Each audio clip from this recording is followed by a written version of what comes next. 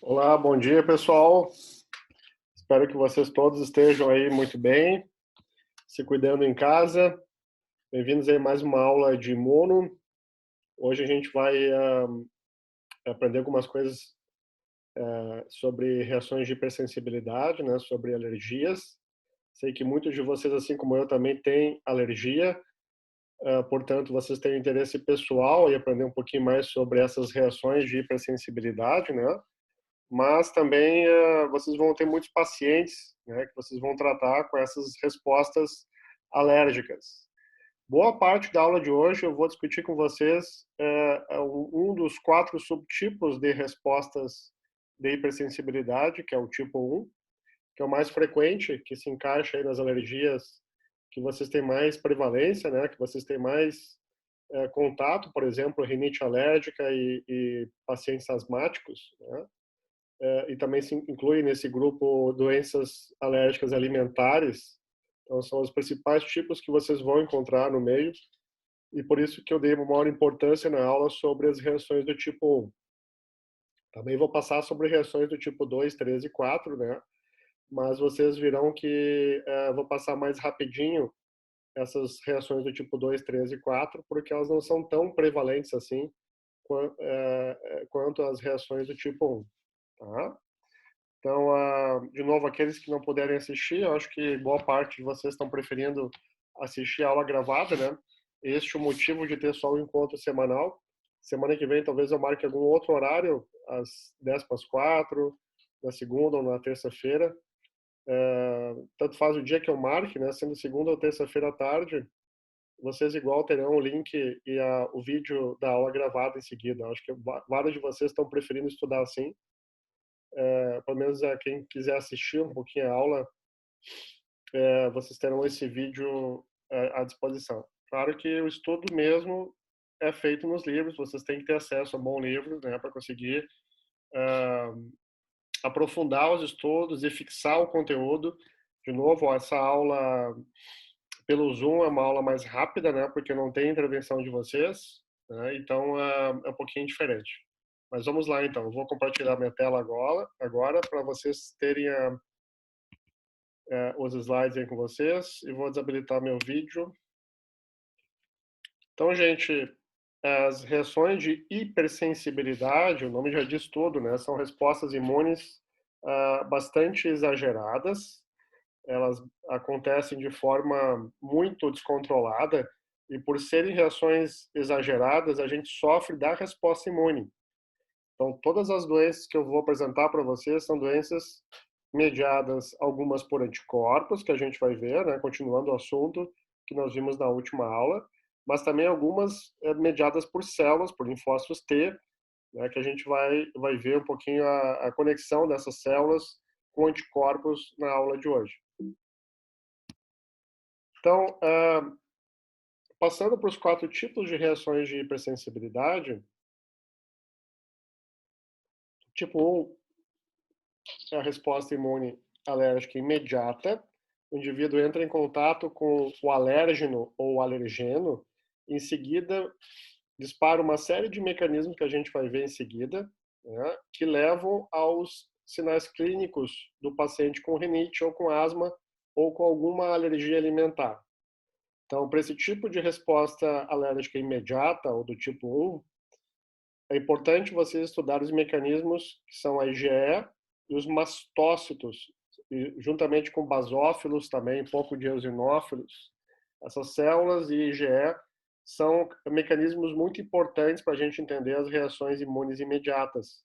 Em seguidinho, eu já passo para vocês um pouquinho mais como que essas reações imediatas, rinite, asma e alergia alimentar, elas são disparadas, tá? Mas IgE é o mecanismo que diferencia as respostas do tipo 1 das demais. As respostas do tipo 2 e 3 também são mediadas por anticorpos. Elas não são tão imediatas quanto as respostas do tipo 1. Pode acontecer de minutos a horas após o contato com uma substância alérgica ou alergeno, né? Elas são mediadas no tipo 2 pela produção de uma IgG contra antígenos de superfície celular, formando respostas contra esse receptor de membrana, muitas vezes, né? As respostas do tipo 3 são também anticorpos, mas agora direcionados ao antígeno, o alergeno solúvel, certo? Então, algo que entra pela circulação e o paciente produz anticorpos que se grudam e formam esses imunocomplexos, que a gente vai ver que vai caracterizar as reações do tipo 3.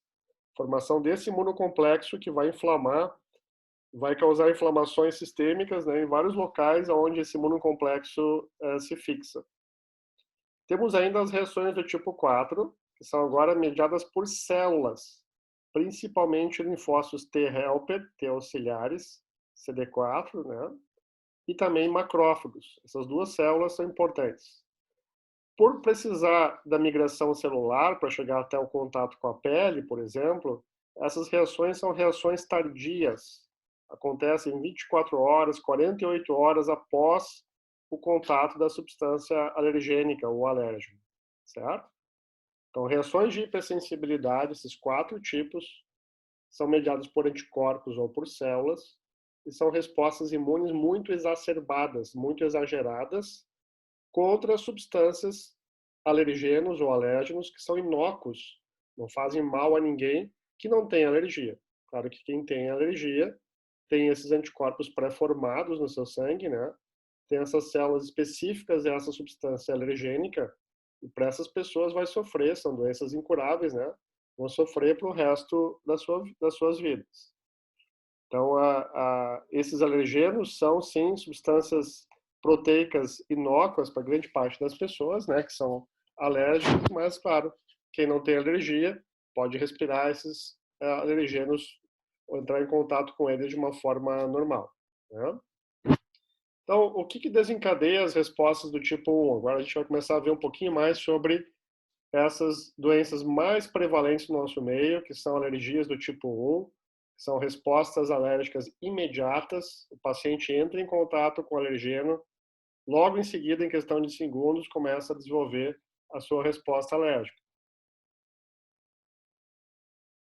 Vocês conhecem muito bem, né? Os colegas ou vocês que têm rinite alérgica, a resposta é muito rápida, basta respirar aquilo que tem alergia, em seguida começa uma crise de espirros. Então, o que causa as alergias do tipo 1, gente, são interações com genes que predispõem o indivíduo a ter um risco maior de ter a doença.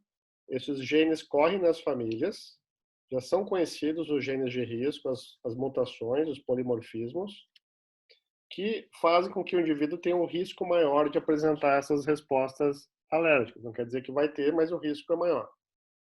O indivíduo que tem alergia do tipo 1, rinite ou asma, ele certamente tem alguém na sua família, um familiar próximo, pai, mamãe, irmãos, tios, que tem também esse tipo de doença atópica. Atopia se refere, né, a essa resposta clínica de rinite e asma, principalmente, aonde não necessariamente o parente próximo precisa ter a mesma doença. Talvez o sujeito tenha rinite, né, o paciente tenha rinite, mas o parente tenha asma. Então, é bastante comum essa associação histórico familiar, né, das doenças atópicas, da rinite, da asma, sobretudo.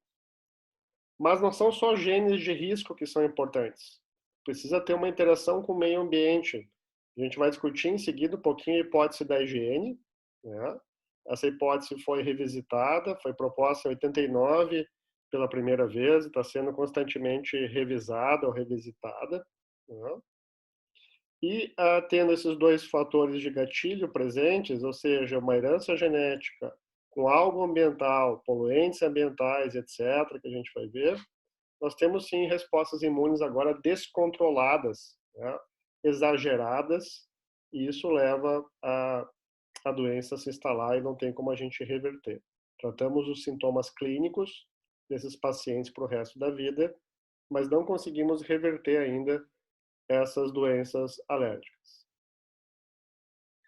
Esses fatores genéticos estão presentes no cromossomo 5, por exemplo, em genes que codificam as citocinas do perfil TH2. Lembrem que as células TH2 secretam um perfil de citocinas. Aqui tem algumas citocinas do perfil TH2, existem outras ainda. que diferenciam células B, que direcionam basófilos, que fazem uma série de funções importantes relacionadas à resposta imune humoral.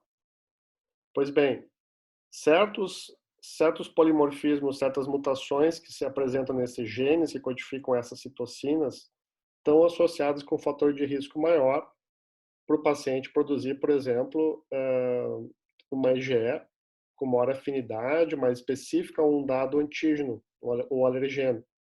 Isso faz com que nós tenhamos uma relação genética, né, dessa mutação, com uma produção exagerada da IgE contra algo, né, que poderia ser inócuo, mas nesse caso não é, vai causar uma rinite, uma asma ou uma alergia alimentar, porque essa IgE vai ser específica a essa proteína encontrada no alimento, essa proteína encontrada no ácaro, né, nas fezes do ácaro tem uma protease que induz boa parte da alergia a esse animal, né, encontrado na poeira doméstica em grande quantidade.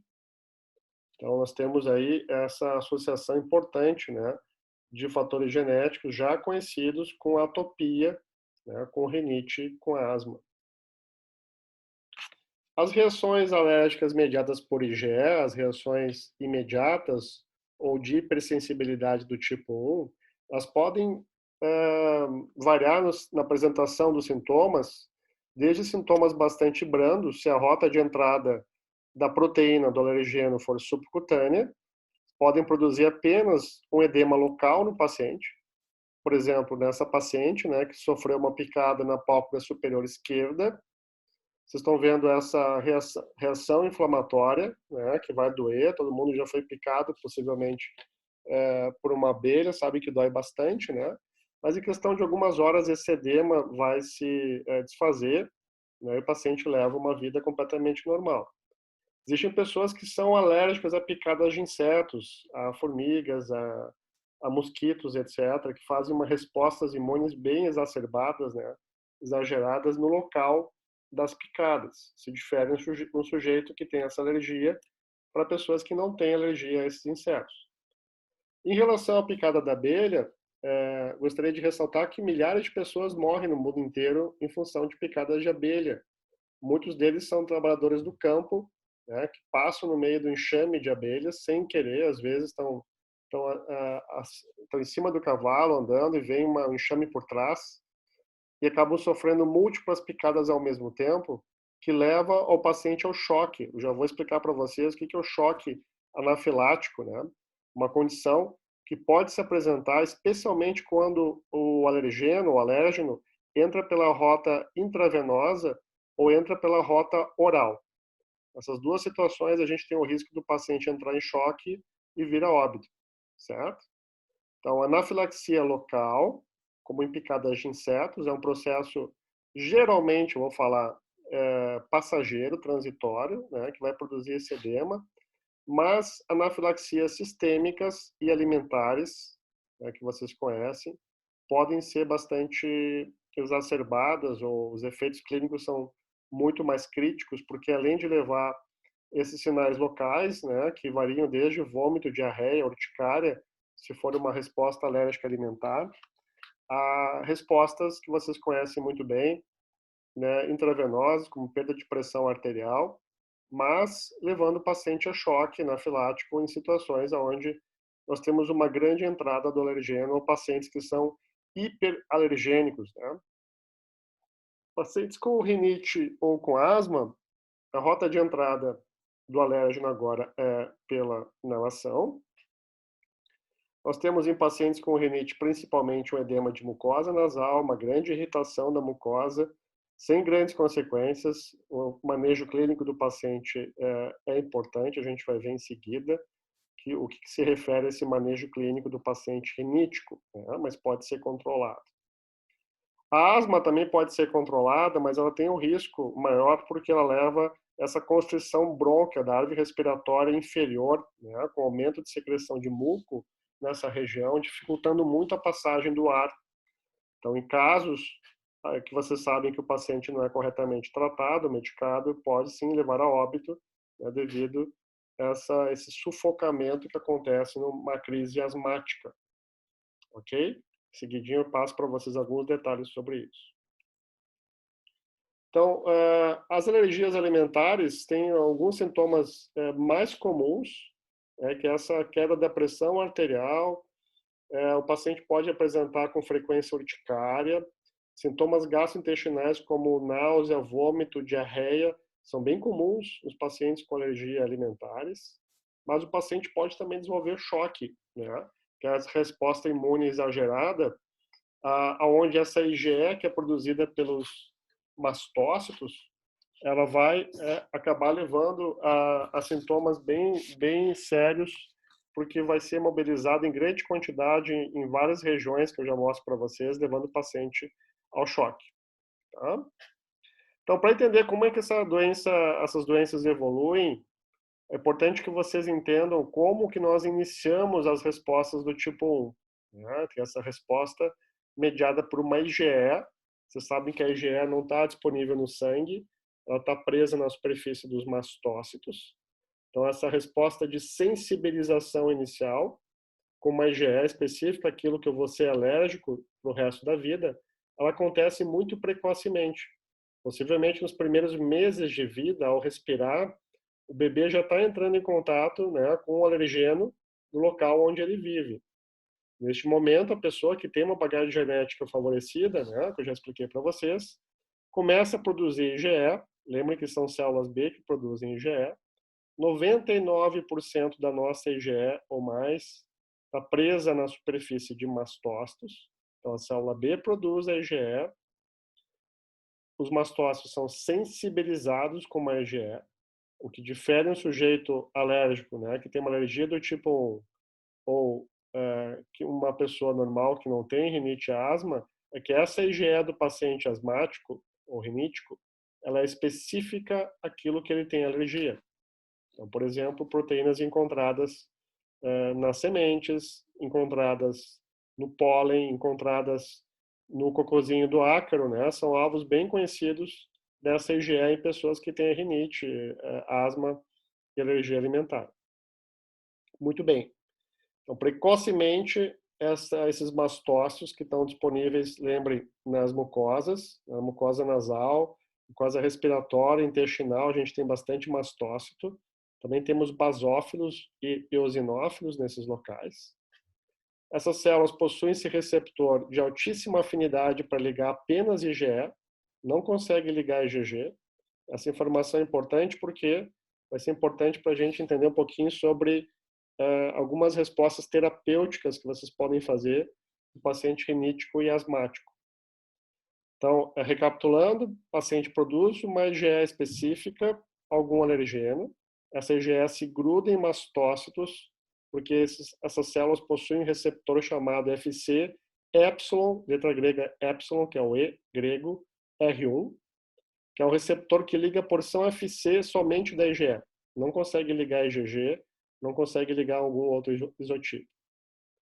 Então, a célula se enche de IgE na sua superfície, e quando o paciente tem a exposição agora, seja via respiratória ou via intestinal, daquilo que ele tem alergia, né, essas proteínas que estão presentes no pólen, no ácaro, em sementes, etc., essas proteínas presentes nos alergenos desencadeiam, se ligam nessa IgE, né, desencadeiam uma ativação do mastócito que vai degranular. Ele vai liberar esses grãos que vocês estão vendo aqui, que estão cheios de produtos que contêm substâncias que vão agir localmente, né, produzindo a resposta anafilática local, ou sistemicamente produzindo reações anafiláticas mais severas que podem estar associadas com choque.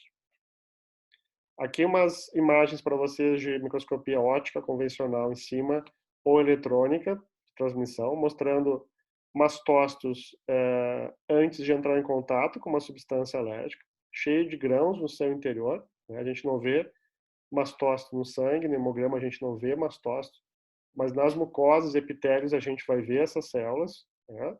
Então, quase sempre associados próximos aos vasos, às vênulas, né, pós-capilares. Esse é o local que essas células ficam no nosso corpo. E esses grãos são ricos em substâncias que causam a coceira nasal, a irritação nasal, né, o fechamento dos bronquíolos lá no pulmão do paciente asmático e todas as reações alérgicas que vocês conhecem. Então, após a ativação, né, após o contato dessa IgE com o alergeno, esse mastócito degranula, liberando esses grãos para fora em grande quantidade, liberando esses mediadores que a gente vai aprender agora no seu meio, onde essas células estão, causando os sintomas dessa resposta rinítica, da asma, né, da resposta imediata do tipo 1, certo? Demora um tempinho até o mastócito refabricar de novo esses produtos, algumas horas devem se passar até ele conseguir fabricar novamente esses conteúdos de proteína, enzimas, citocinas que estão presentes nesses grãos. Então agora vocês devem estudar os principais mediadores e o que eles fazem, né, quando são produzidos localmente e sistemicamente. Então aqui são os principais conjuntos de substâncias presentes nesses grãos, né, que o mastócito produz no local, produzindo a anafilaxia local, né, aquele edema que vocês viram na paciente que sofreu picada por uma abelha, ou respostas mais sérias. O primeiro conjunto de substâncias são as chamadas aminas biogênicas, onde a histamina é o principal composto que está presente, né? Vocês procuram um antihistamínico para bloquear o receptor da histamina. Bloqueando o receptor da histamina, a gente tem um bloqueio da ação desse mediador que é produzido pelo mastócito. O mastócito ativado produz histamina, que faz o quê? Causa vasodilatação. Isso leva àquele edema que vocês viram na paciente, né? Porque leva um acúmulo, uma saída de líquido, de sangue do vaso, o vaso fica mais dilatado no local, né? E essa saída de células do sistema imune, de hemácias, de sangue, né, leva àquele edema local. Então, histamina é bem importante em produzir edemas em respostas alérgicas diversas, seja um edema nasal em pacientes com rinite, seja um edema cutâneo em pacientes que sofreram picadas de insetos. Outro grupo de mediadores são os mediadores lipídicos que estão presentes nesses grãos. Então, por exemplo, as prostaglandinas, os leucotrienos, são exemplos desses mediadores lipídicos. Eles produzem broncoconstrição, também aumentam a motilidade intestinal, levando o paciente a ficar nauseado, com diarreia e vômito, né, em situações de alergia alimentar. No caso da asma, né, são essas substâncias, principalmente junto com histamina, que estão contraindo, né, já mostro para vocês o mecanismo, esses brônquios e bronquíolos do pulmão do paciente, levando uma grande dificuldade respiratória, aquele chiado brônquico característico do paciente asmático.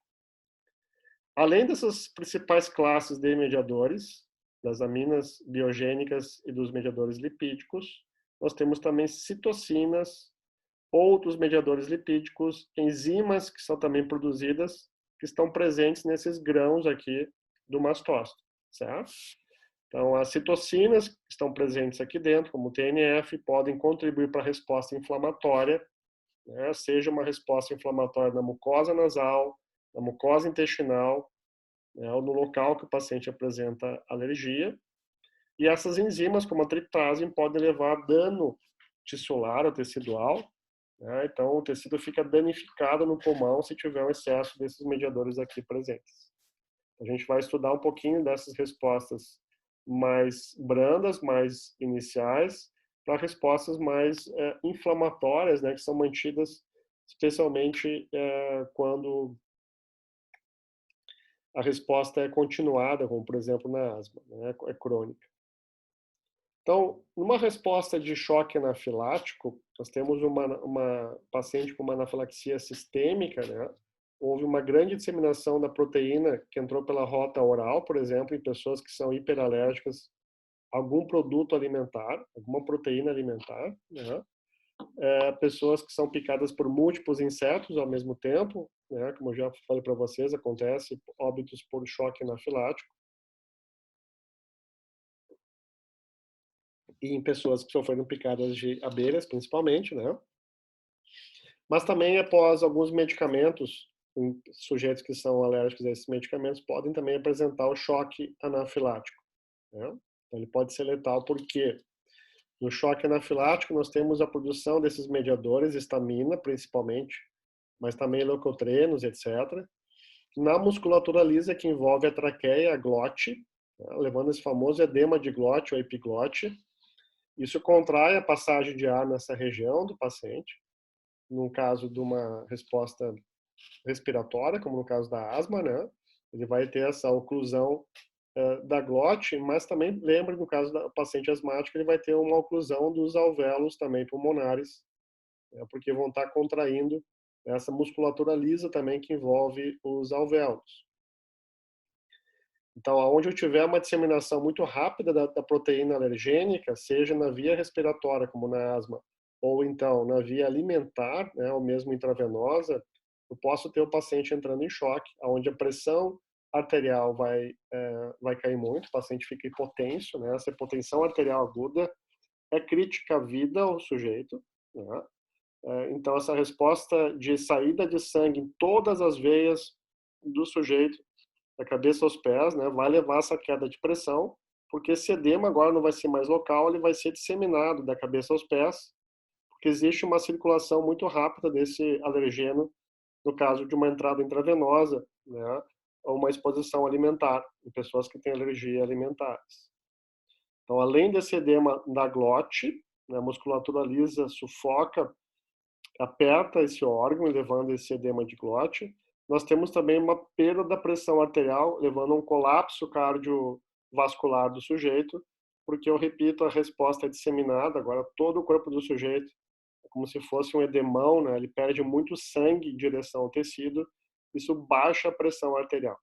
Então, hipotensão arterial aguda, somada a esse edema de glote, né, essa grande dificuldade respiratória, vão ser característicos de um quadro de paciente em choque anafilático. Nesses casos, além de ser medicado, né, rapidamente com antihistamínico, o paciente precisa também tomar glicocorticoide intravenoso, rota oral, geralmente intravenoso nesse caso, e ficar algumas horas de observação, um dia ou dois, se precisar, no hospital, né? E esses efeitos vão passando com o efeito anti-inflamatório do corticoide, né?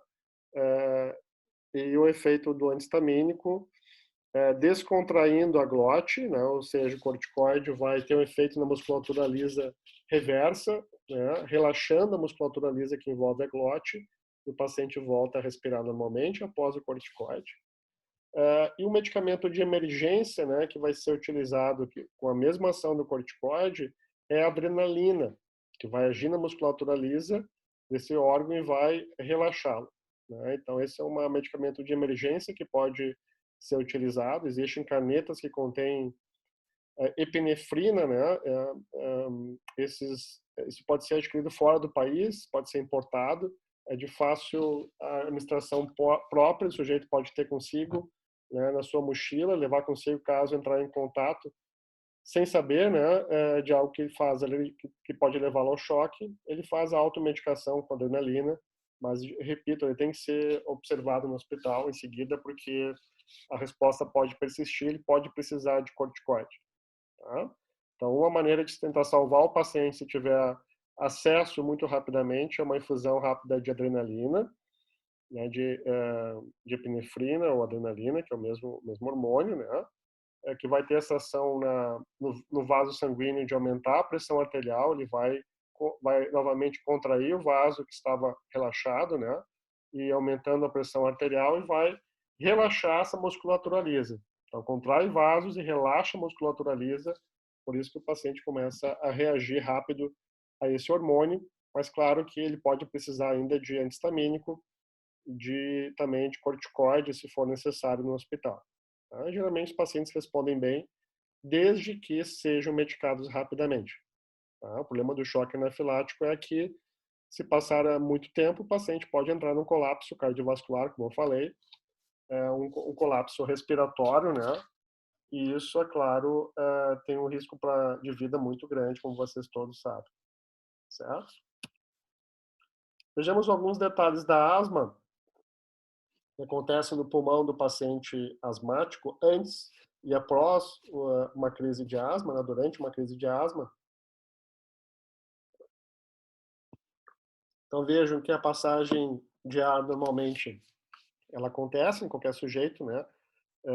Não é bloqueada, mesmo no indivíduo asmático. Nós temos essa musculatura lisa em vermelho, né, que está relaxada, numa situação prévia ao ataque, numa situação fisiológica normal, respiração está acontecendo, mas no ataque de asma, esse ar, essa passagem de ar para o pulmão é muito limitada porque essa musculatura lisa que vocês estão vendo em vermelho está estrangulando, né, os bronquíolos, e além disso nós temos uma retenção de muco nos sacos aéreos, nos bronquíolos, levando também dificultando mais ainda a passagem de ar, as trocas de oxigênio necessárias nesse ambiente.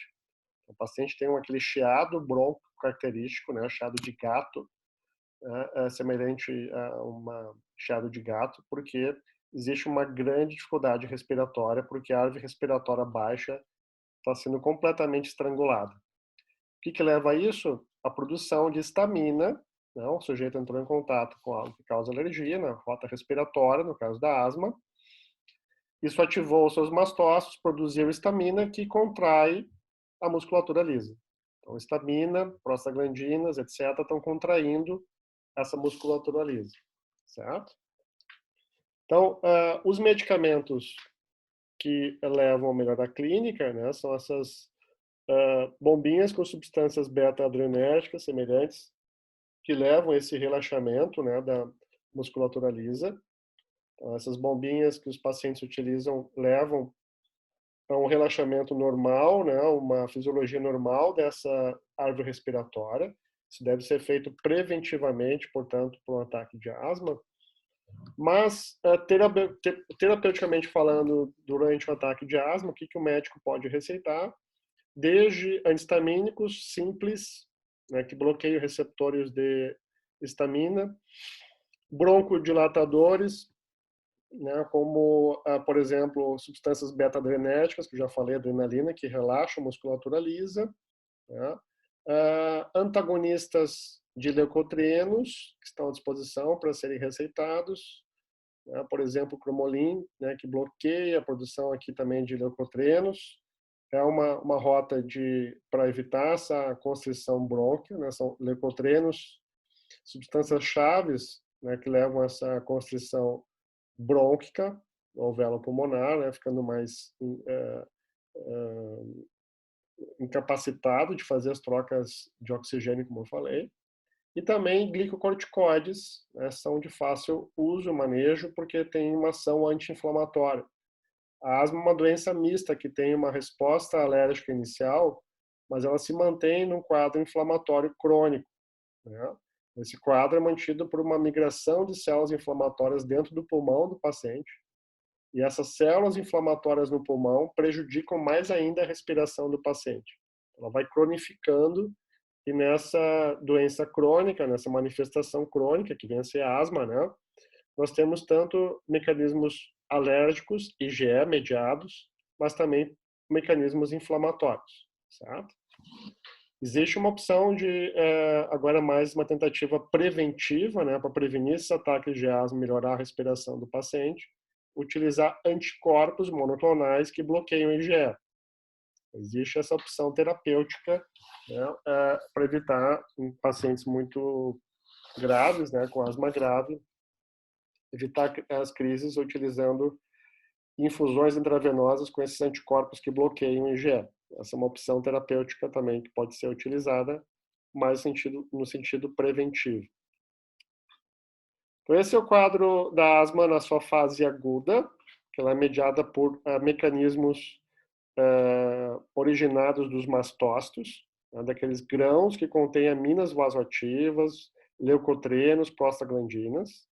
É uma resposta aguda, né, basicamente igual a uma resposta do paciente com rinite, só que aqui o tecido afetado é a árvore respiratória baixa, o pulmão do paciente.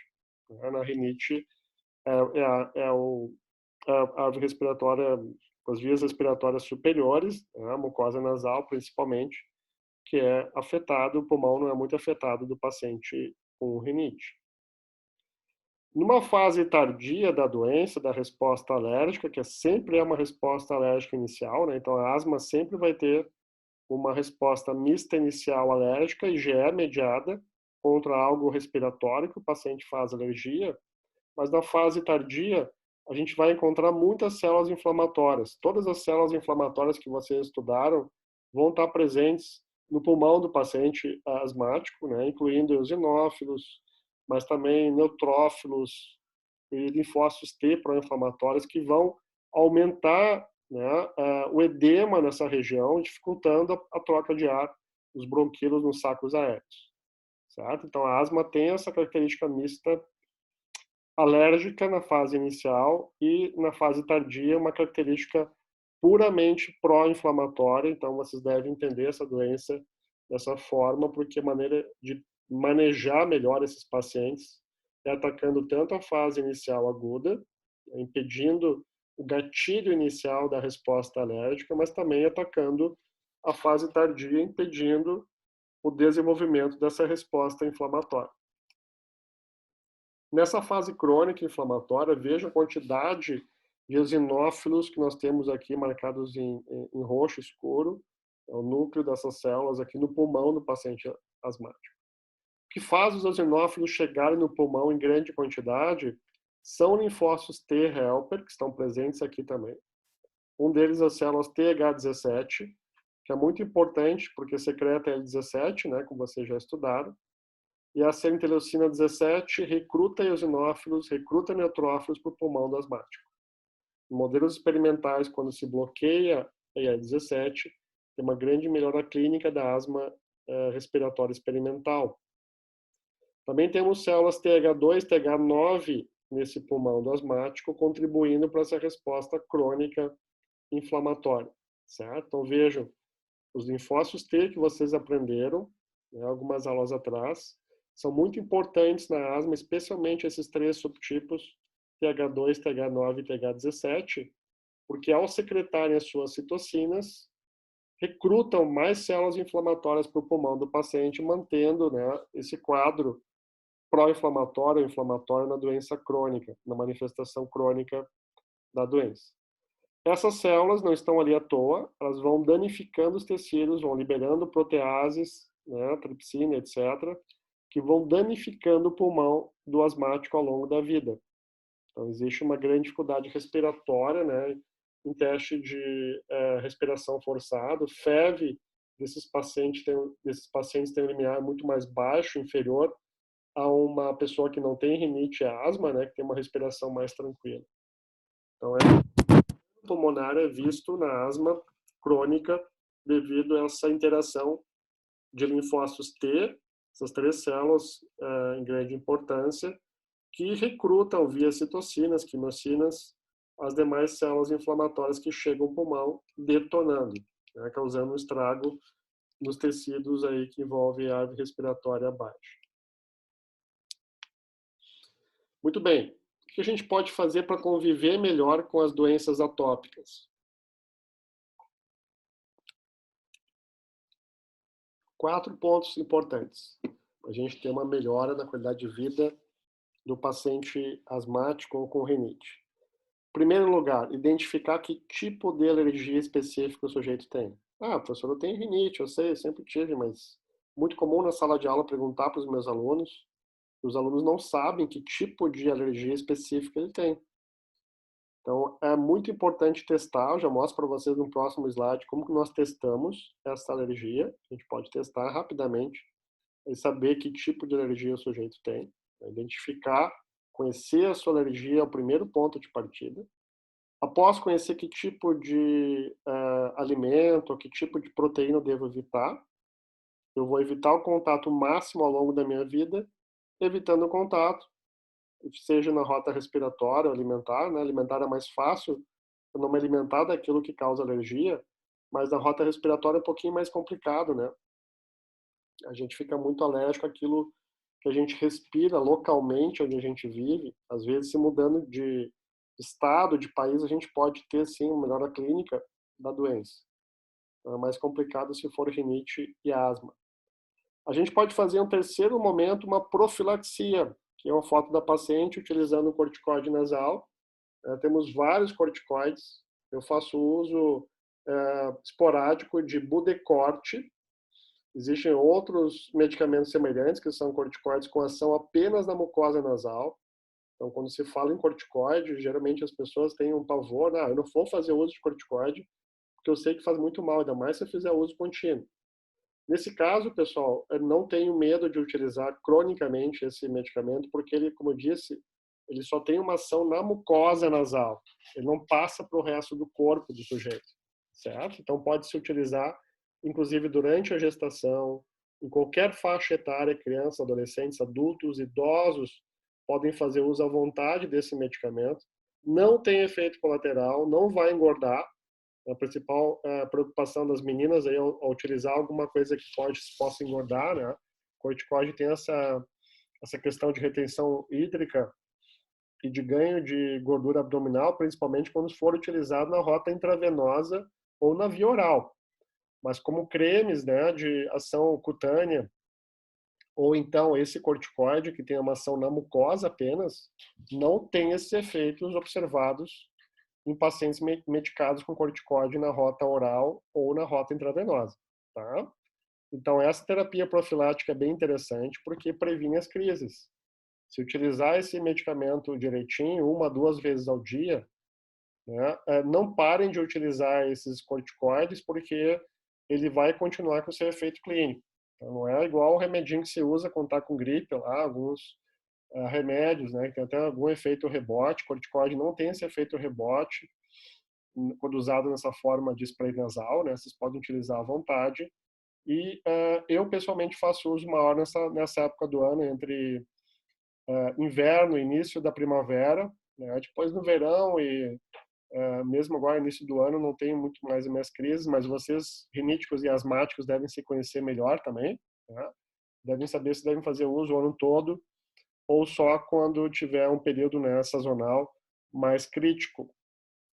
Último ponto, tratamento sintomático. Vão utilizar um antihistamínico, por exemplo, em último caso.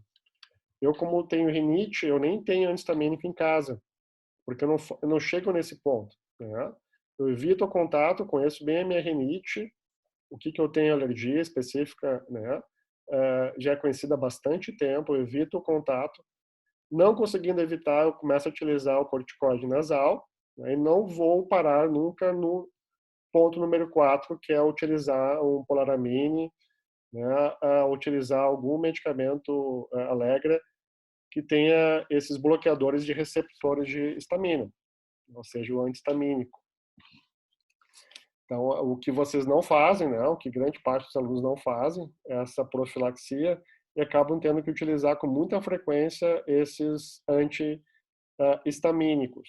Então, de novo, a gente pode fazer uma série de coisas para evitar chegar nesse último manejo, que é tratar os sintomas, né, que seria uma crise alérgica. Daí sim, essas drogas mais baratinhas, como o Polaramine, trazem sonolência, porque também afetam receptores cerebrais de histamina, né, e levam o paciente a um sono, uma sonolência muito grande. E essas drogas aí mais caras, Allegra incluindo, não tem esse efeito central. Né? Por isso que não tem sonolência, não gera sonolência como as mais baratinhas, mas são tão boas quanto as mais caras. Tá? Não tem uma diferença terapêutica aqui na potência dessas drogas mais baratas ou mais caras. Como é que vocês podem testar se o indivíduo tem alergia? Uma das questões mais utilizadas e muito rápidas é o teste cutâneo, aplicação cutânea de alergenos. Isso pode ser feito no consultório, desde que seja num consultório bom, numa clínica ou no hospital, do médico alergista, né, o especialista em alergias. Então, nesse caso aqui da esquerda, vocês viram que no antebraço se fez várias punções com uma agulha, né, pequena, uma agulha de insulina, por exemplo. Em cima dessas punções, no braço do sujeito, se colocou uma solução líquida contendo uma substância controle. Essa aqui, House Dust Mites, é o ácaro, em inglês. Não foi reagente, não apareceu essa pápula, né, que eu já vou explicar. Para grama, ou seja, para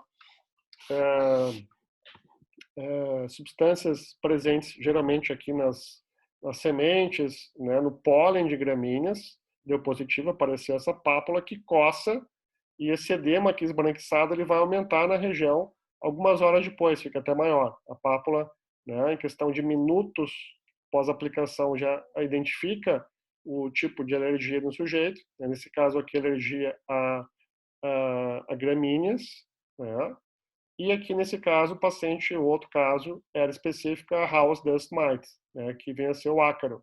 Não era específico a gramíneas, mas é específico aqui, é o ácaro. Né, de novo, aqui, essa pápula, esse edema que coça pra caramba, fica maior, dói um pouquinho algumas horas depois e depois se desfaz. Tá? Então, o teste bastante rápido. O sujeito fica sabendo no consultório clínico, no ambulatório, se tem algum tipo de alergia e qual específica é a sua alergia. Existem kits alimentares também que podem ser feitos assim. Da mesma forma, pode testar se tem alergia a ovos, a proteína de sementes e assim por diante. Tá? Então, de acordo com o relato ao clínico, o paciente vai orientando ao clínico que tipo de kit vai ser testado. Um kit mais respiratório, que contém geralmente, né, pólen de gramíneas, extratos de ácaro, etc., né?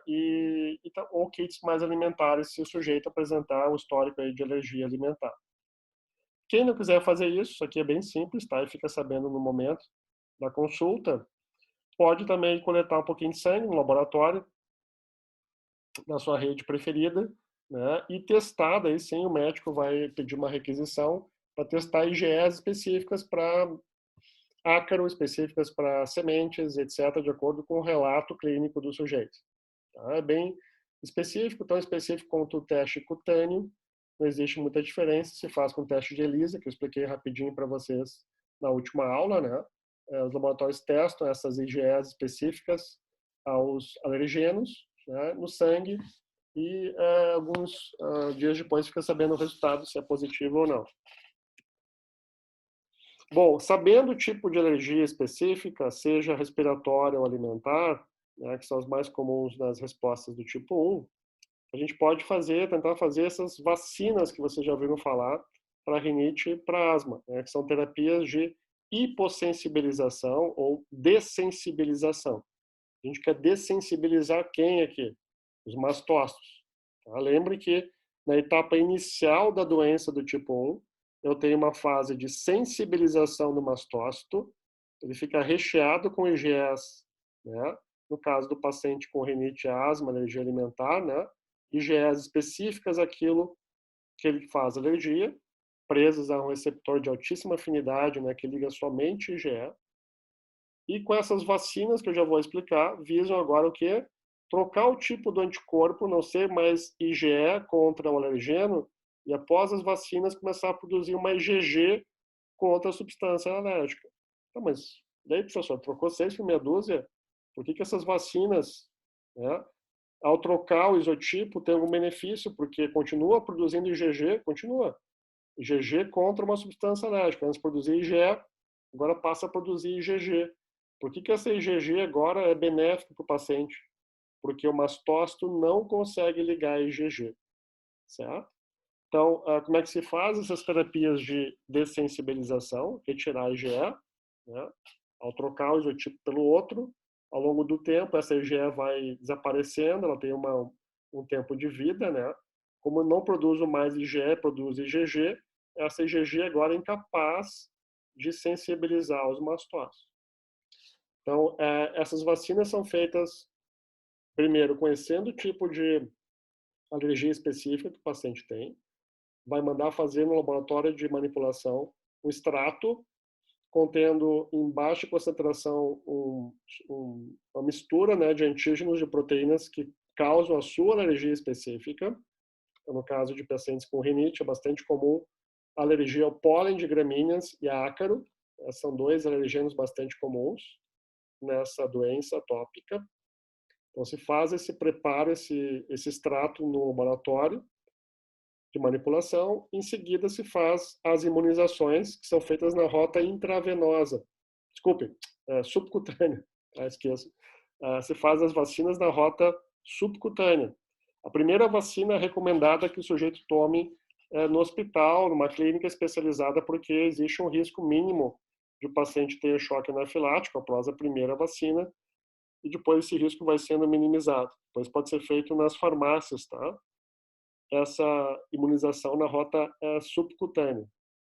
Então, a primeira semana começa com uma dose mais baixa.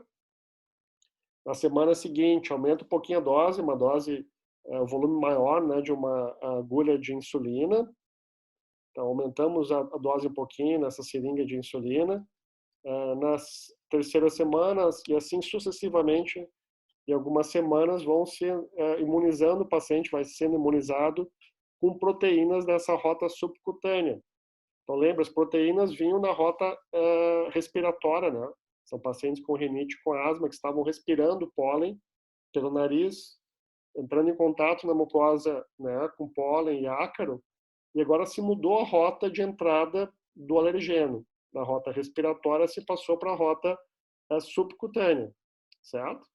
Então, se pode fazer essas vacinas hoje em dia, tanto na rota subcutânea, que é mais antiga, que é o CIT, ou na rota sublingual. Existe a possibilidade de imunizar via mucosa bucal, né, sujeitos para fazer também essa dessensibilização, que vem a ser retirar a IgE do mastócito, eu repito, trocar por uma IgG, e essa IgG não consegue mais se ligar no mastócito, tá? Então, simplesmente trocando a rota de entrada do alergeno é possível fazer essa dessensibilização progressiva dos mastócitos. Para vocês terem uma ideia do efeito clínico, aqui são paciente que foi feito essa terapia de hipossensibilização ou dessensibilização, né? Ela tem que ser feita anualmente, sempre nos meses que antecedem o inverno. Entre março e abril é ideal para fazer essas terapias de dessensibilização. Tá? Então, em 3 anos sucessivos, o paciente fez essas terapias de dessensibilização, tomou a vacina na rota subcutânea. O que vocês estão vendo? Um decréscimo da produção de IgE específica ao longo do tempo para aquilo que ele tem alergia. Ótimo, né? Se cai a IgE ao longo do tempo, o paciente vai atenuando os seus sintomas. Em contrapartida, aumenta a IgG agora no sangue, específica para aquilo que ele tem, essa rinite ou a asma. E essa IgG agora que foi trocada, eu repito, ela não consegue se ligar no mastócito. Por isso que a gente vai ao longo do tempo dessensibilizando, vai retirando essa IgE presa no mastócito, e se retira a IgE, a gente não consegue ativar o mastócito. A gente pode respirar, né, agora, normalmente a poeira doméstica, o pólen de gramíneas, que não tem como ativar o mastócito, que está dessensibilizado, não tem IgEs na sua superfície, tá? Então, recomendo que vocês que têm aí, estão escutando a aula, ou que convivem alguém que tenha rinite e asma, procurem um especialista e façam essas vacinas nessa época do ano. Eu fiz 2 vezes na vida, na minha adolescência, e nesse período que vocês estão da faculdade, nas 2 vezes, funcionou muito bem. Tá? Posso dizer que nos anos que eu fiz isso, a minha respiração melhorou muito, não utilizei nenhum antistamínico, nenhum corticoide nasal nesses anos que eu fiz essas vacinas, mas o único inconveniente é que é feito anualmente. Tá? Então, recomendo que vocês aí que estão sofrendo de rinite e asma, procurem um especialista e tentem fazer essas imunoterapias de dessensibilização ou hipossensibilização. Tá? Então, bem legal. Vale a pena tentar, tem efeito clínico importante aqui, né? E tem toda uma base imunológica para funcionar. Essa base que eu acabei de explicar para vocês. Quando se fala da relação ambiental, né, de coisas do meio ambiente que pode disparar alergia, uma das hipóteses iniciais que foi formulada foi essa, da hipótese da higiene, onde esse médico britânico, epidemiologista Strachan, em 89, publicou um artigo que postulou essa hipótese da higiene das alergias. Ele postulou essa hipótese no estudo epidemiológico com milhares de britânicos, né, avaliados no histórico de vida, ou seja, avaliados na fase adulta, mas avaliados no contexto de histórico de vida e qual a associação do histórico precoce, né, de vida na primeira infância com alergia ou com asma, né, com doença atópica que eles tinham na fase adulta. Então, qual foi a constatação do Strachan? Ele viu que crianças, né, adultos, desculpe, quando crianças moravam no interior, né, moravam no meio rural, principalmente, no ambiente rural, tiveram verminoses, né, tinham grupos familiares maiores, fizeram pouquíssimo uso de antibiótico, essas crianças, quando adultos, tinham bem menos alergia, rinite e asma, do que, ao contrário, né, a gente vai se identificar agora, adultos que, quando crianças, vivemos em grupos familiares pequenos, no máximo um irmão, né, vivemos um meio urbano característico, com muita poluição ambiental, né, alimentação nem um pouco saudável, muitas vezes. Já vou conversar com vocês um pouquinho sobre alimentação e respostas alérgicas, né? E nós utilizamos muito antibiótico, ao contrário do outro grupo. Então, esse grupo que vive no meio urbano, né, tem poucos irmãos, não tem contato com animais do campo e faz muito uso de antibiótico quando criança, se tornam adultos mais alérgicos, tanto alergia respiratória quanto alergia alimentar. Essa foi a constatação do Strachan, em 89. Naquela época, se falava bastante desses dois subtipos de linfócitos T helper, TH1 e TH2, se foi associando essa hipótese do Strachan, né, com uma resposta com menos contato de sujeira boa, de infecções na infância, polarizando a resposta imune do sujeito para uma resposta TH2, que são células importantes em mediar, né, essas respostas alérgicas, porque são células que produzem na célula B, né, um sinal para ela produzir a troca do isotipo de GG, por exemplo, de IgM para IgE. Ao contrário, as células TH1 são células que protegem, né, o desenvolvimento dessas respostas a IgE mediadas. Então, essa foi a formulação do Strachan em 89. Essa hipótese, ao longo das décadas, vem sendo constantemente revisitada. A gente sabe que o perfil de células TH2 e TH1 é importante, né, para se entender um pouquinho o início da doença alérgica, mas também é importante a presença de células Treg, né? Então, a presença de infecções eumínticas, por exemplo, na primeira infância, levam o sujeito também a formar uma rede de células regulatórias ou reguladoras, como as células Treg, que vocês aprenderam comigo, né? E essas células Treg parecem serem mais importantes em controlar, em frear essas respostas de hipersensibilidade do que as células TH1, né, que foram lá propostas por Strachan em 89. Tá? Em seguida, essa publicação do artigo, né, se falava bastante desses dois perfis, TH1 e TH2. Então, com isso se entende hoje, né, esse papel de supressão da alergia por células Treg ou B regulatórias também, que já sabemos que existem, além das T reguladoras, temos as B reguladoras ou regulatórias, né? Elas são importantes para frear o aparecimento dessas respostas alérgicas, e temos vários artigos oriundos de pesquisas de ponta, né, publicados na Nature, na Cell, na Science, mostrando que essa regulação, essa imunorregulação, né, é bem importante em frear alergias. Então, talvez está aí o segredo de uma cura futura dessas doenças alérgicas, é tentar restabelecer essa imunorregulação. O que a gente pode fazer para conseguir aumentar essas células regulatórias, B ou T regulatórias, e conseguir dar um freio natural e curar alergias. Aqui parece estar o santo grau, né? Tão buscado nessa área de pneumologia, de alergia, que eu repito, até hoje tratamos os sintomas, né, mas não temos perspectivas clínicas boas do ponto de vista curativo. Então, aqui pode estar o segredo da gente um dia conseguir, de fato, entender melhor essa regulação, né, e fazer ela direcionada para suprimir alergias do paciente. Mais recentemente, foi visto também que a nossa dieta modula a microbiota intestinal, e essa microbiota intestinal, essas bactérias boas da mucosa intestinal, parece proteger contra as alergias. Então, nesse paper, essa figura, que é uma figura de um editorial sobre um artigo da Nature Medicine, que estava comentando, né, o paper da revista, daquela edição, que foi um modelo experimental de asma. Então, haviam camundongos selvagens que tinham seus receptores toll-like receptors intactos, que percebiam, né, essas células B desses ratinhos percebiam as bactérias boas intestinais, né, e geravam respostas regulatórias que eu estou falando, ou seja, coordenavam, né, uma regulação local no intestino e também na via respiratória do bichinho.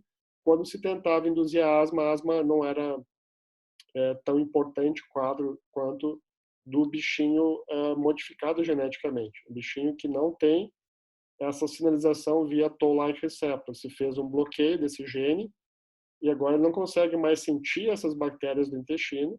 Ele tem as bactérias, mas não sente elas. E agora as células B produzem muito EGE, né? Produzem mais basófilos, né, na medula óssea desses bichinhos. E essa produção exagerada de IgE e basófilos eleva o quadro clínico, ou leva a um quadro clínico semelhante à asma nesse modelo experimental, certo? Então, mostrando que precisamos ter uma interação boa da nossa dieta com a nossa microbiota. Isso pode tanto levar a uma susceptibilidade aumentada às alergias, né, de acordo com uma dieta errada, ou seja, que tenha bactérias erradas, o intestino crescendo, ou o contrário, uma dieta começar a proteger contra as alergias. Já temos vários ensaios clínicos nessa área nutricional, né, mostrando que alguns nutrientes, eu não vou, por questão de tempo, explicar para vocês, né, vocês podem procurar, algumas substâncias da nossa dieta podem intervir positivamente. De novo, não é cura, mas amenizam as alergias. Tá? Então, o que foi visto posteriormente, isso aqui são mais artigos, a figura de outros, um artigo de revisão também da Nature, né, da Nature Immunology, mostrando que agora algumas bactérias intestinais, principalmente aquelas que processam alimentos ricos em fibras alimentares, né, produzem essas bactérias substâncias químicas como ácidos graxos de cadeia curta, que são muito importantes de gerar essa imunorregulação. E aumentar a Treg intestinal, da mucosa respiratória, por exemplo, isso controlar as alergias. Então, será que a nossa dieta errada não vem também interferindo, gerando cada vez mais pessoas alérgicas? Esse é o ponto que esses cientistas estão defendendo, né? Que sim, que a dieta errada contribui talvez tanto ou pior ainda, né? Mais ainda para as alergias do que simplesmente o fato de usar pouco antibiótico, muito antibiótico na infância, né? Que foi a constatação do médico lá britânico Stratton, certo? Então, alimentos ricos em fibras vão induzir essas bactérias fermentadoras que secretam ácidos graxos de cadeia curta, o SCFA, que interagem positivamente com o sistema imune, bloqueando a inflamação e bloqueando respostas alérgicas. Sabemos os mecanismos, já foram estudados. Esse aqui é o mesmo paper de revisão da Nature que eu tirei. E também sabemos hoje em dia que alimentos ricos em ômega 3, por exemplo, peixes, né, que temos bastante ômega 3, também tem um efeito semelhante via um outro receptor, né, levando um efeito anti-inflamatório e antialérgico. De fato, comunidades, por exemplo, em ilhas isoladas japonesas, que fazem uso, né, de peixe, que é a base da sua dieta, em grande quantidade, não tem junk food lá nessas ilhas japonesas ainda, né? Nós temos um baixo número de indivíduos alérgicos, quase zerados.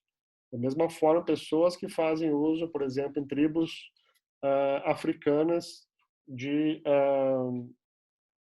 verduras, né, de vegetais exclusivamente, esses sujeitos também têm uma quantidade muito pequena, ou quase nula, de pessoas alérgicas. Então, sim, a nossa dieta, junto com a microbiota, modula respostas inflamatórias, respostas alérgicas.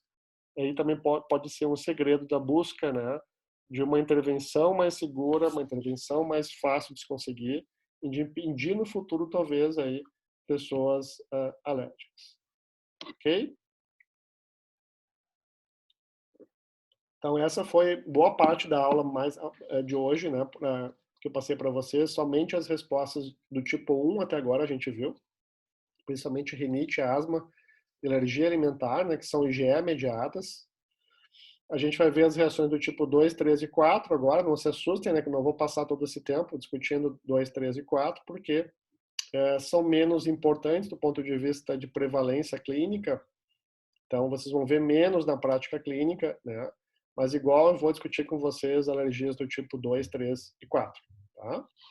Então, alergias do tipo 2, eu tenho, por exemplo, alergias a alguns medicamentos, penicilina, por exemplo, metildopa, entre outros, que pode levar à produção de anticorpos contra proteínas modificadas por esses medicamentos. Então, de novo, não é um anticorpo contra o medicamento, e sim um anticorpo que o paciente produz, uma IgG agora, contra uma proteína modificada pelo medicamento, tá? Então, pessoas que têm essa susceptibilidade, né, vão apresentar essa IgG na rota circulatória após receber, por exemplo, um soro não compatível, um medicamento na rota intravenosa. Uma doença clássica do tipo 2 é a doença hemolítica do recém-nascido, eritobastose fetal, aonde a mãe é RH negativo, portanto, produz anticorpos IgG anti-RH, né?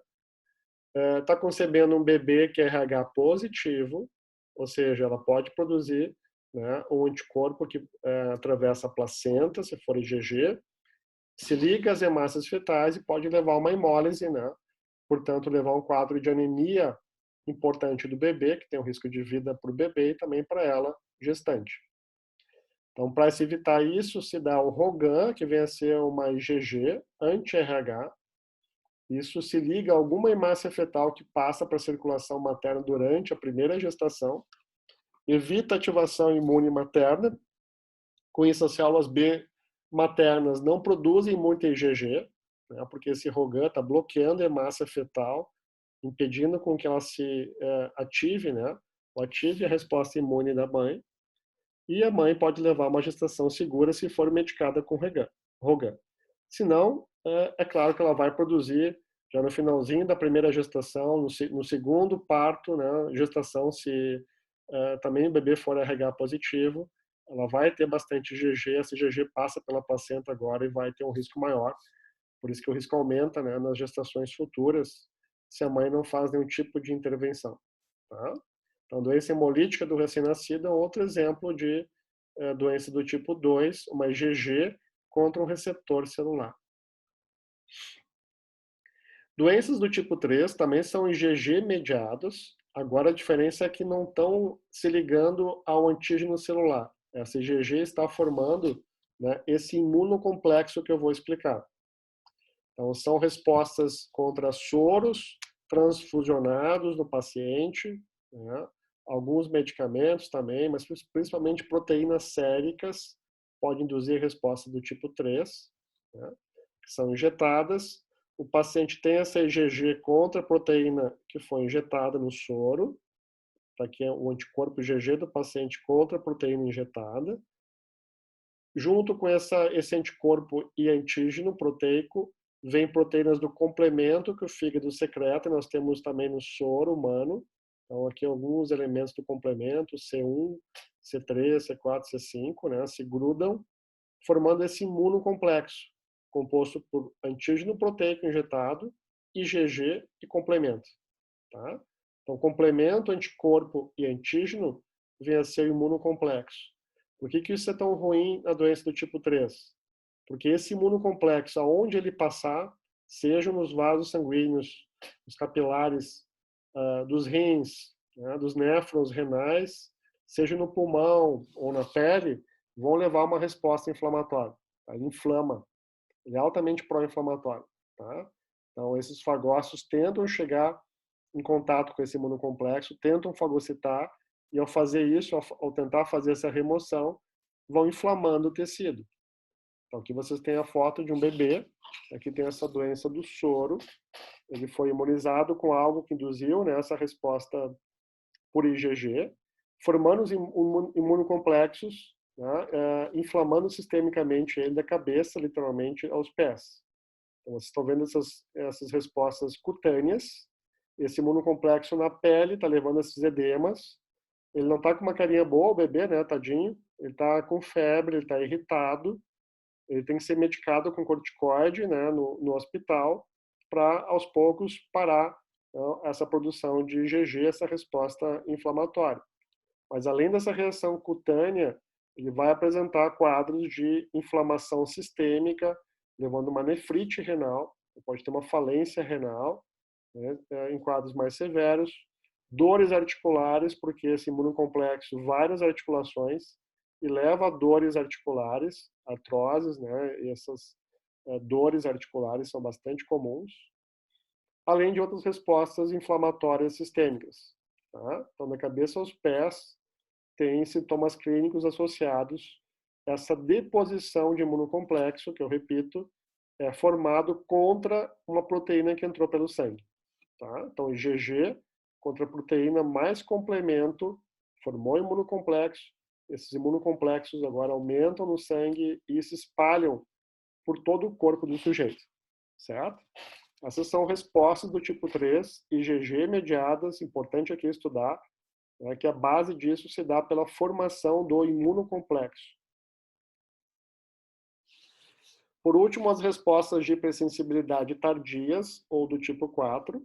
Agora nós temos células TH1 e macrófagos migrando até a pele, na região em contato com uma substância que está sendo liberada através da pele. Então, por exemplo, vocês conhecem muito bem a dermatite de contato, né? As mulheres que estão aqui talvez escutando, tem algum histórico pessoal ou familiar de alguém que tem a dermatite, sabe bem como é que é essa alergia às bijus, né? Os homens também podem ter em braceletes, né, em piercings, é claro, não só as mulheres. E vocês da área da saúde têm uma incidência maior de desenvolver essa dermatite de contato ao pó das luvas cirúrgicas, né? Então tem que usar daí luvas sem esse talco, e pode também apresentar, claro, alergia à borracha, né? E com isso também tem que usar uma luva de outro composto, que não seja o látex. O que está acontecendo? Esses produtos químicos, no caso das bijus, é o níquel, que é o metal contaminante de bijuterias, não está presente no ouro puro, então joias, por exemplo, que tem ouro, não tem níquel como material química, substância química contaminante, logo, dificilmente induzem nessa resposta de dermatite de contato, mas em pessoas que têm essa doença, esse níquel é liberado aos poucos e vai levando essa coceira. Aqui a paciente coçou, né? Tem esse edema na orelha da paciente, e a única maneira de passar isso é retirando contato com o metal. Tá? Então, mas quando voltar a utilizar, novamente a biju, né? O brinquinho, o anel, o piercing vai novamente voltar a induzir essa doença. Então, o níquel, ele funciona aqui como se fosse um apteno, apteno com H. Tá? Então, o que é um apteno? É uma substância que, aos poucos, modifica uma proteína cutânea, e a proteína cutânea modificada pelo níquel serve de alvo agora para a fagocitose de macrófagos locais ou de células que chegam até o tecido, né? Então, tentando remover essa proteína que acha que é estranha, que é uma proteína do sujeito que foi modificada pela joia, pela biju, né, pela substância química. Então, vejo que de 4 a 17% dos trabalhadores da área da saúde vão manifestar esses sintomas, essas alergias bem sérias, e tem que começar a usar luvas aí sem látex, né? Ou luvas aí que não tenham talco, porque pode apresentar ao longo da sua carreira profissional. Além disso, as respostas do tipo 4, que são baseadas por linfócitos T helper e macrófagos, né, que leva cerca de 24 horas ou 48 horas para se apresentar. Esse aqui é o caso de um paciente com dermatite de contato a uma era venenosa, uma substância química presente numa planta, que em contato com a pele, cerca de 2 dias após o contato com a pele, levou a essas lesões que vocês estão vendo aqui na mão do sujeito. Então, tem substâncias químicas nesses vegetais, nessas plantas, que também funcionam como se fosse apteno, modificam proteínas cutâneas que servem de alvo para macrófagos e células T helper. Tá? Então, de novo, isso aqui não é uma reação imediata, como a ortiga, por exemplo. Isso vai se apresentar dias após o contato da substância da planta, né, que ele entrou em contato. Deixo para vocês, vou colocar no Moodle daqui a pouquinho essa lista de perguntas de revisão. De novo, estudo dirigido para orientar, né, a revisão de vocês, o estudo de vocês, faz quem quer, né? Mas eu acho que vai ser útil para orientar um pouquinho o estudo dessa aula tão importante de reações de hipersensibilidade. É um capítulo grande, geralmente, dos livros, tem muita informação. Então, seguindo por essa minha aula, eu vou colocar a aula também depois no Moodle para vocês, o PDF da aula, né? Isso que é o mais importante, que eu fiz um resumo para vocês na aula de hoje, certo? Mas vocês vão ver mais informações aqui nos livros sobre esse tópico. Agora, sim, pergunta, gente, pode usar o microfone de vocês, o vídeo, quem quiser, ou então pelo chat, né? Aqueles que estiverem mesmo aqui, não aqueles que ligam, né, o, o Zoom aqui vai fazer uma outra coisa também, tem alguns de vocês que nem estão aí fisicamente, né, deixaram o celular, o laptop ligado, mas for dar uma voltinha. Mas aqueles que estão aqui comigo, por favor, tirem suas dúvidas aí, gente. Vamos se manifestar, seja chat ou microfone. Pode abrir o microfone para escutar a voz de vocês um pouquinho.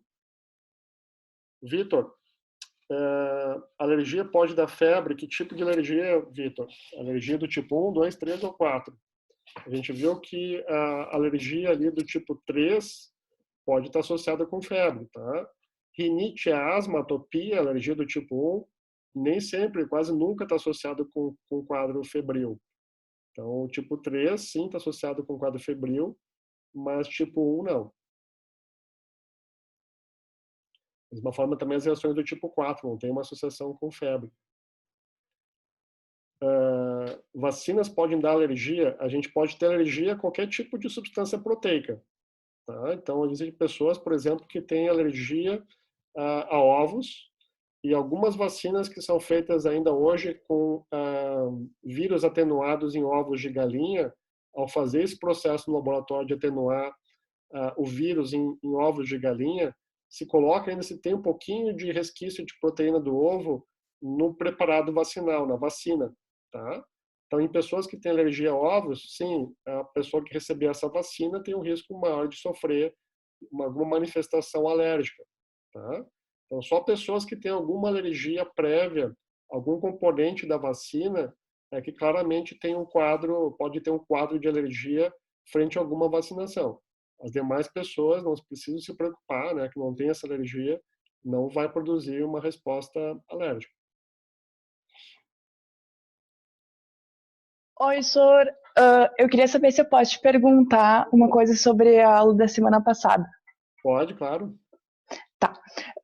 Eu até tentei te mandar um e-mail, mas eu tive problema no meu e-mail e eu não consegui acessar para ver se tu me Não, bem respondeu. tranquilo, bem tranquilo. Mas em relação à seleção natural das células B, aquelas com maior afinidade, tá?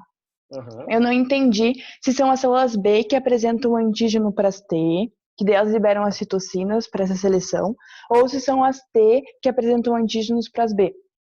Tá, deixa eu voltar aqui para a aula, daí tu me aponta aqui, por favor, qual é que é o ponto da aula que tu tem uma... Tá vendo aqui os slides da aula passada? Não, ainda são dessa aula. Opa, mas devia tá vendo aqui na sala.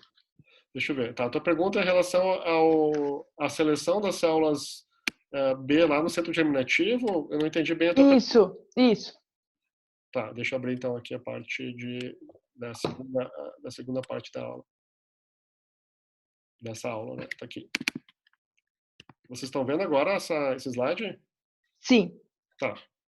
Então são duas coisas aqui, tá, Carol, ou duas ou três coisas que eu tô enfatizando aqui para vocês darem uma estudadinha. Uma delas é a célula B, que reconhece via IgG, né, o antígeno. Então cada célula B produz uma IgG diferente.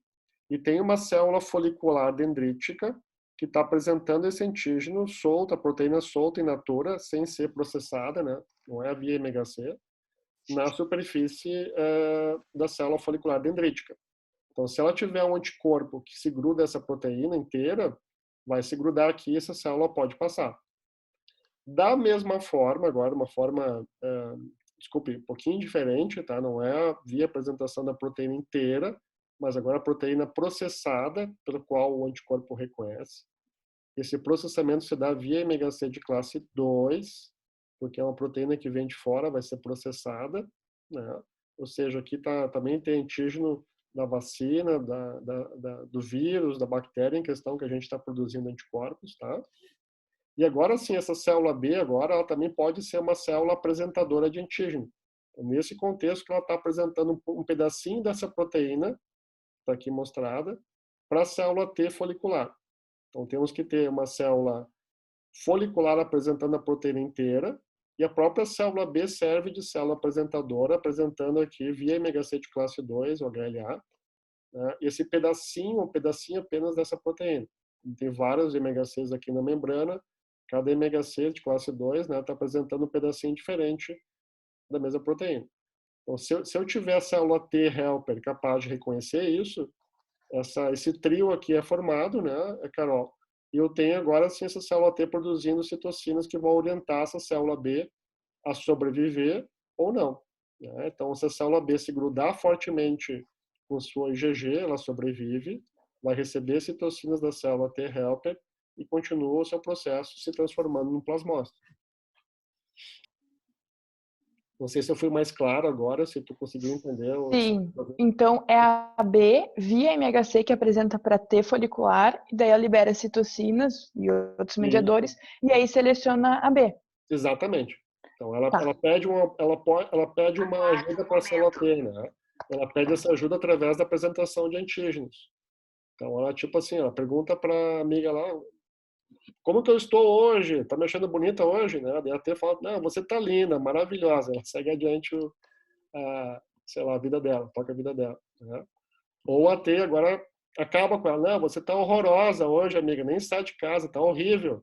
Acaba com a vida da amiga, a amiga morre aqui mesmo, tá literalmente por não ser selecionada, né? Então, lembra que só as células que passam por esse teste importante é que acabam sendo selecionadas a produzir aquela IgG com maior afinidade, né, pelo antígeno. Tá, entendi. Muito obrigada, Sor. Nada, Carol. Só que esse contato da célula B com o antígeno, ele vem, a célula B está na zona escura, certo? Como que ela tem esse contato com o antígeno para apresentar via MHC? Vem de antes isso? Vem de antes, possivelmente antes de entrar no centro germinativo, né, ela já teve o contato com o antígeno, porque ela está produzindo esse IgG, né, e como ela tem o contato com o antígeno, ela também está processando ele internamente. Tá? Então, via endocitose, alguns anticorpos grudam a proteína, vão para dentro da célula B. Então, vocês têm que estudar um pouquinho sobre como que a célula B consegue processar e apresentar o antígeno, tá? Eu estou só resumindo aqui rapidamente para ti, Carol, que a célula B pode endocitar, digamos assim, a molécula de anticorpo junto com a proteína, e aqui dentro, quando ela endocita, no citoplasma, ela começa a processar essa proteína. Então, ela faz isso constantemente, ela deixa uma molécula de IgG na superfície, mas também lembre que o tempo inteiro ela faz esse processo de apresentação de antígenos. Anticorpos caem para dentro do citoplasma dela, são processados, né? Essas proteínas quebradas em vários pedacinhos que montam em moléculas de MHC. Isso acontece ao mesmo tempo. Tá bom, entendi. Obrigada, Sor. Ah, nada. É um processo complicadinho, é importante pegar os livros, ler e reler, né? Mas se eu conseguir te ajudar um pouquinho, te dei uma luz, fico mais contente, tá? Ficou ótimo, obrigada. Nada. Meus queridos, mais alguma pergunta? Temos 7 participantes aqui online ainda. Não sei se alguém de vocês tem mais alguma dúvida da aula de hoje ou da última aula também. Não? Ninguém mais com nenhuma dúvida? As dúvidas vão aparecer certamente quando vocês forem revisar, né, esse material. Então é importante vocês terem acesso a algum livro, eu repito sempre, o ABAS, ou o e-book lá que vocês têm, que eu orientei vocês à disposição na biblioteca da PUC, né? Então, de novo, qualquer dúvida, a gente estou aqui para ajudar vocês, tá? A gente pode marcar um grupo horário com um grupo para tirar as dúvidas.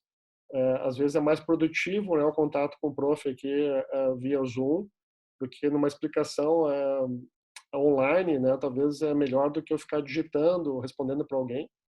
Eu acho que me lembro que o Vitor, não sei se o Vitor quer ficar aqui, não sei se está aqui, né? O Vitor está aqui na sala, tá? Está presente, acho que está, né? Ainda.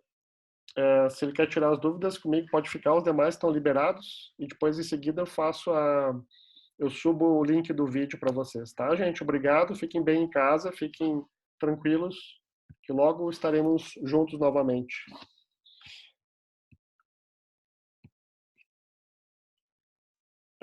O Gustavo perguntou se eu vou fazer as próximas aulas na terça. Vamos ver, tá, Gustavo? Se eu faço na segunda, algum outro horário, vai ser segunda ou terça à tarde. Tanto faz o horário que vocês têm aula comigo, né? Algumas turmas têm aula às 2, outras 10 para as 4. Então vai ser sempre segunda ou terça. Eu fiz para variar um pouquinho para saber se hoje ia ter um quórum um pouquinho maior, né? Ou se ia facilitar para os alunos aí de terça-feira, mas eu acho que não mudou muito. Eu acho que grande parte de vocês prefere assistir o link, né, assim que vocês estão estudando, segundo um relato de um colega de vocês.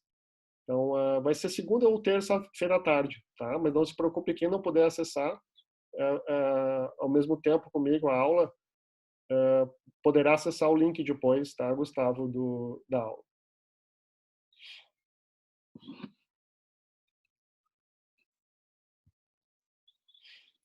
Então tá, gente. Então estou encerrando a aula. Obrigado pela participação dos que ainda estão aqui. Em seguidinha já coloco o link da aula. Obrigado. Tchau, tchau, gente.